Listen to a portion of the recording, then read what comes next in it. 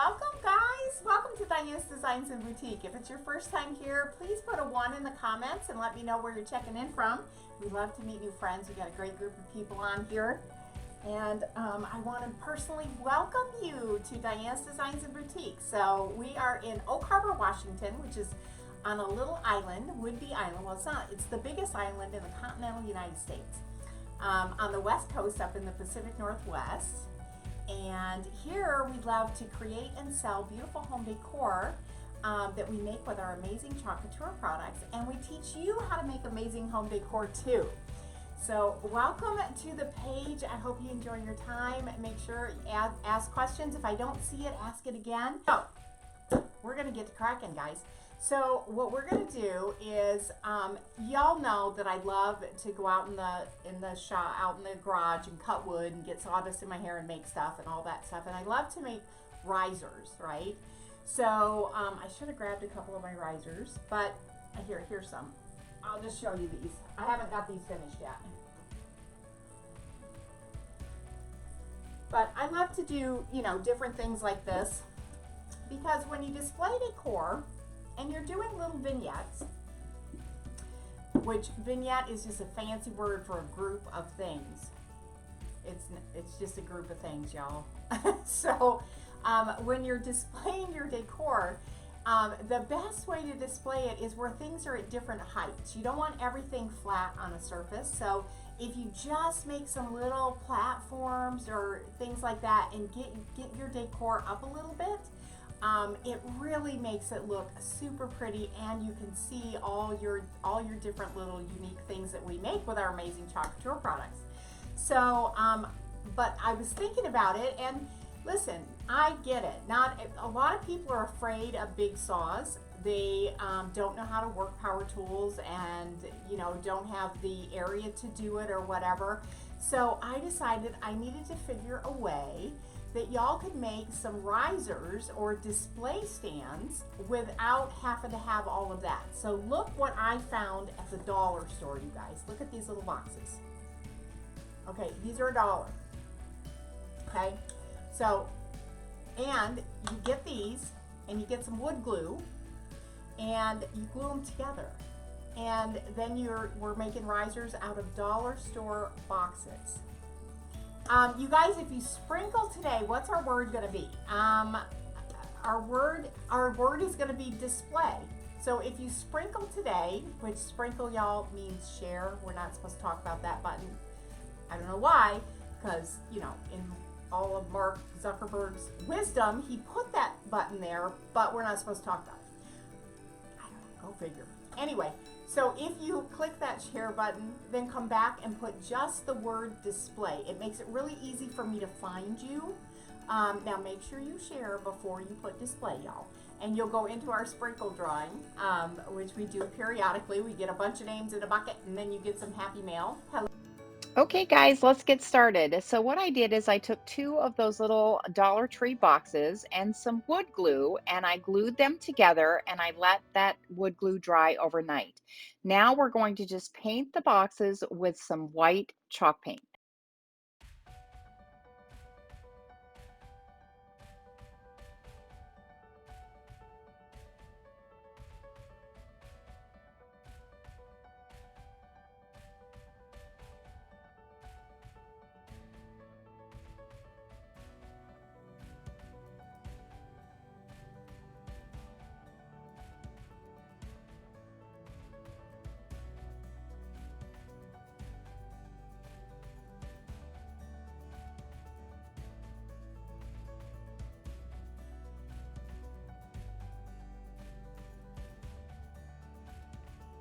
So now we'll set that aside to dry, and now we're going to put a couple of more sets of boxes together in different configurations.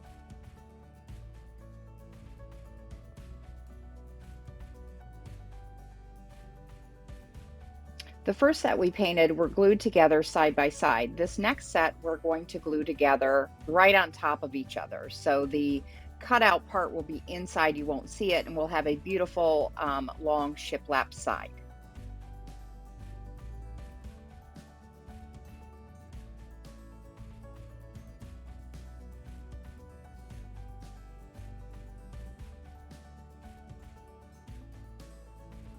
Now I'm applying wood glue all along the edges. I'm going to stack them together and add a little weight, just a heavy bottle or something, until the glue has a chance to partially set up, an hour, 30 minutes to an hour. The wood glue will be completely set up and dried in 12 to 24 hours. After you put projects like this together, always make sure to go back with a towel or a Kleenex or something and just wipe off any excess glue that may have kind of squeezed out when you put the project together. The next set of boxes, we're going to lay with one down on the long side, and then we're going to stand one up nice and tall, almost like a stair step. And then I'm going to use a clamp to clamp it together until the glue sets up partially, 30 minutes to an hour. Then you can remove your clamps and let it dry the rest of the way.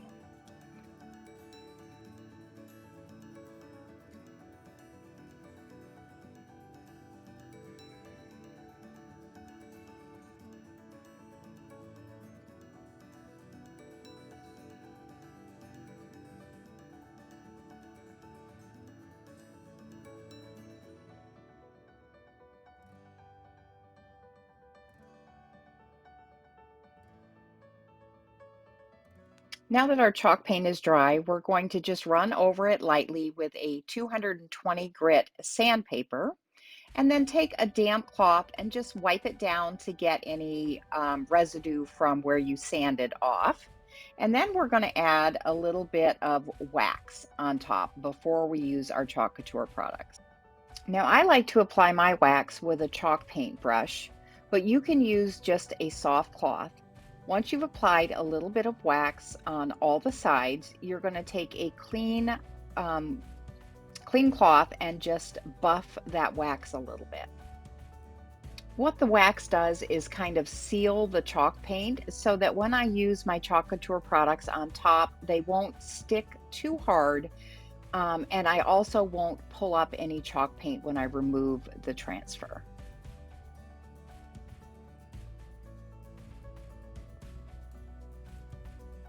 Now, as you can see, we have several different pattern transfers that you can use, but I'm going to pick the floral script pattern for this display stand.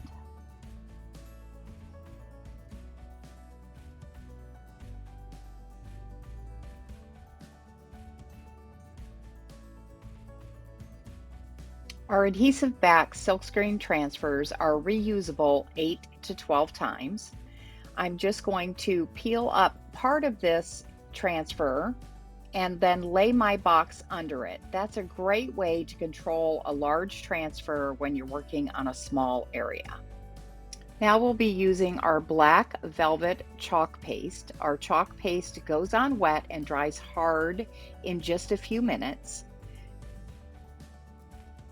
Always give your chalk paste a good stir. We're looking for a cake batter or yogurt consistency. If it gets thick, then you can just add a little bit of distilled or purified water. Bottled water is fine, and mix it up good until you get that cake batter or yogurt consistency.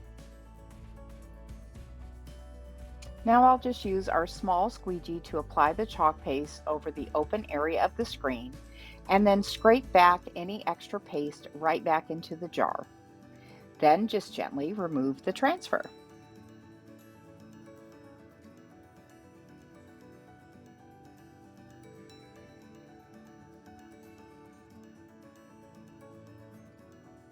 Our paste dries very quickly, but I'm going to give it a little assist with a blow dryer or heat gun.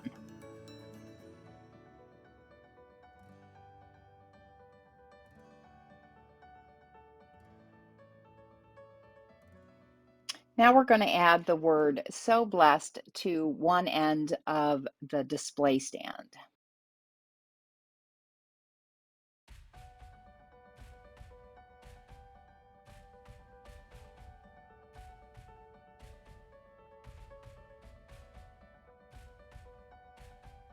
So now I'm going to show you how easy it is to care for your transfers. You simply wash them with just water, no soap, just water.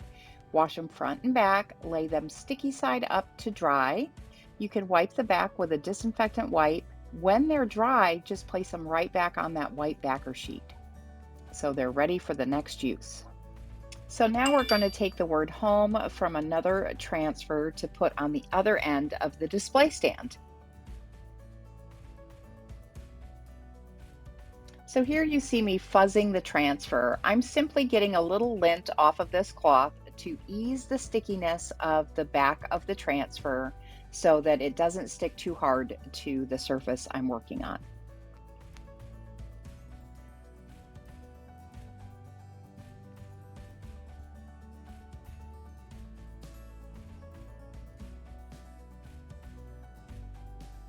So now we'll just apply our chalk paste again to the open parts of the transfer, scrape back any extra paste and remove it.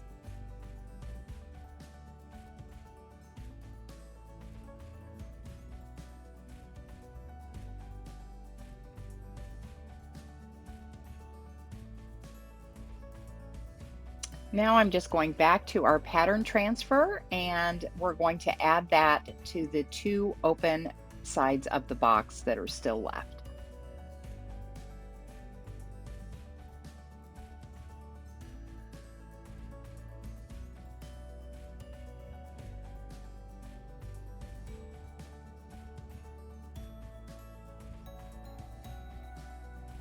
Because there's two little open handles on this box that I decided not to fill in, I'm going to just work my chalk paste around those, not putting it into the middle.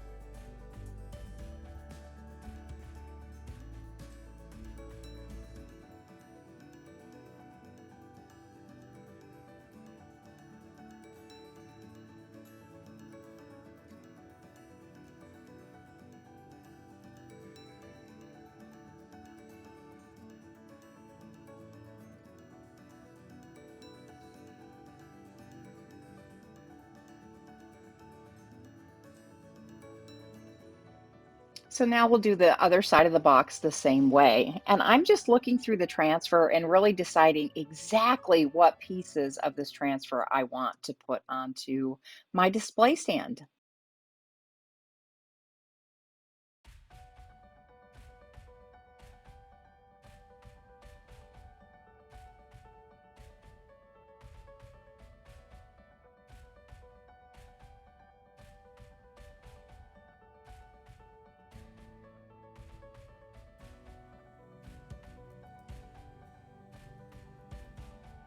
And voila, you have a truly custom display stand that you can use all year for your beautiful decorations. I hope you enjoyed this video. You can really see how much display stands enhance visual appeal. I can't wait to see yours. Please be sure to like, comment, share, and subscribe as that helps us to keep coming back with more videos. You can order all our amazing chalk products at charmingchalkart.com. See you next time.